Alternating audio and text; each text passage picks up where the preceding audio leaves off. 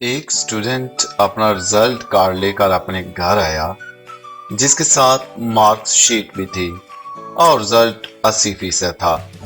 80% result देखते ही उसके पापा का पारा चढ़ गया और कहने लगा, 80% नंबर तुम्हारे आ ही नहीं सकते। तुम जितने निकम्मे हो, तुमने जरूर मार्कशीट में कोई गड़बड़ की है। तुमने जीरो अपने पास से लगाया है। बेटा बोला, पापा आप 100% गलत हैं, ऐसा कुछ नहीं है।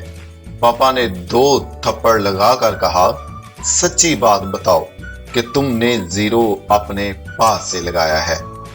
बेटा फिर बोला, पापा माना कि मैं निकम्मा था, लेकिन इस बार आप 100% गलत हैं।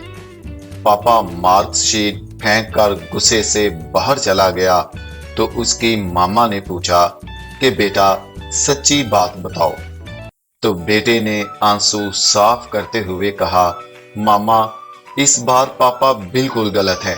मैंने जीरो नहीं 8 अपने पास से लगाया है।